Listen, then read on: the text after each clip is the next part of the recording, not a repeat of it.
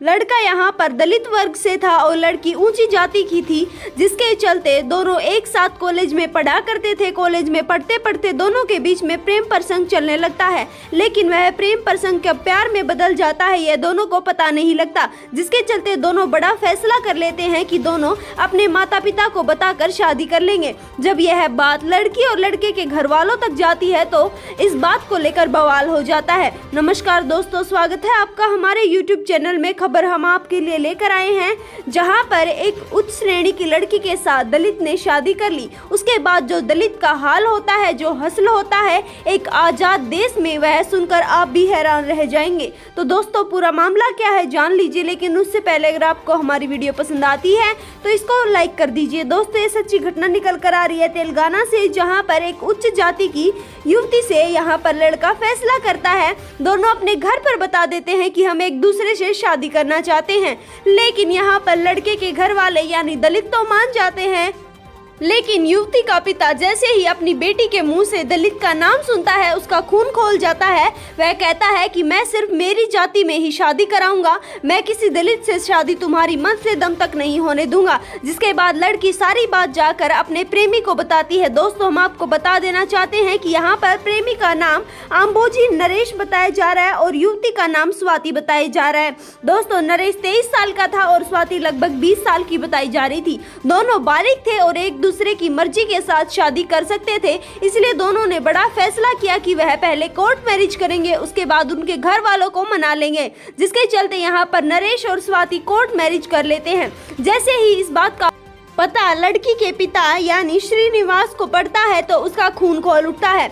वह अपनी बेटी को जान से मारने की धमकी देता है, जिसके बाद बेटी काफी डर जाती है, लेकिन उसके बाद वह बताता है कि यह मेरी बेटी को बहला फुसला कर ले गया है। यह बोलकर यहाँ पर पिता पुलिस स्टेशन में जाकर रिपोर्ट लिखवा देता है। जैसे ही पुलिस कार्रवाई करने वाली होती है तो लड़की साफ साफ पुलिस को बोल देती है कि ना ही तो इसने मेरे साथ जबरदस्ती की है, ना ही कुछ और, मैंने अपनी मन मर्जी से शादी की है। अब पिता के लिए सारे रास्ते बंद हो गए थे तो उसने एक बहुत ही अच्छा तरीका अपनाया। उसने अपनी बेटी को कहा कि मैं शादी करवाने के लिए राजी हो गया हूँ, तुम घर पर आ जाओ, घर पर आने के बाद मैं तुम दोनों की धूमधाम से शादी कर दूंगा। जिसके बाद लड़की और लड़का इस बात के लिए मान जाते हैं। यहाँ पर लड़की को लगा कि उसके पिता उसकी शादी करा देंगे, लेकिन दोस्तों लड़की की शादी तो दूर, यहाँ पर पिता एक बड़ा फैसला उठाता है।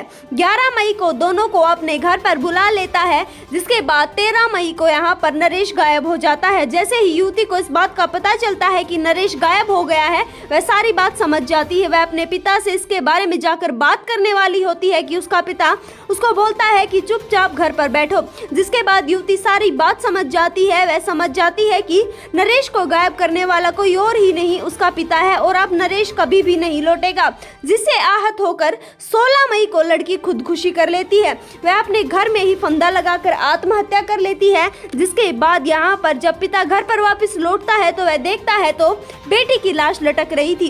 हालांकि दोस्तों इस मामले में कुछ लोगों का कहना है कि लड़की ने आत्महत्या नहीं की, यहाँ पर पिता ने अपनी बेटी की हत्या की है। हालांकि दोस्तों इसके बारे में अभी कोई भी पुलिस ने खुलासा नहीं किया है। बेटी की लाश को नीचे उतारा जाता है, जिसके बाद से ही अब पुलिस लगातार नरेश को ढूंढ रही थी। नरेश का कोई भी अता पता नहीं लग पा रहा था। तभी पुलिस को सूचना मिलती है कि एक लाश पड़ी मिली है।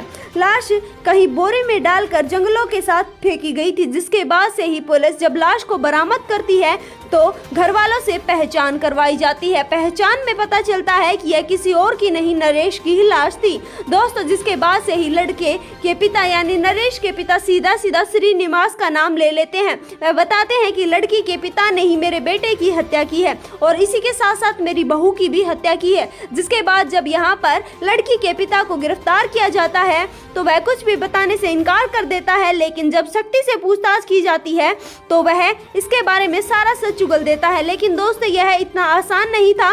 पुलिस ने पहले इस मामले में कार्रवाई करने से साफ साफ इनकार कर दिया था। यहाँ तक कि लड़के के पिता के कहने पर एफआईआर तक नहीं लिखी थी, जिसके बाद से लड़के के पिता ने हाई कोर्ट में जाकर अर्जी लगाई। तब हाई कोर्ट का दाखिला होने के बाद पुलिस इस मामले में सख्त होती है। इसके बाद लड़की का पिता सारा गुनाह कबूल कर लेता है और बताता है कि उसी ने नरेश की हत्या की है, जिसके बाद से पुलिस ने उसके खिलाफ कड़ी कार्रवाई शुरू कर दी है। दोस्तों, ऐसी वारदात दिन ब दिन बढ़ती जा रही है। आपकी क्या राय है, हमें कमेंट करके जरूर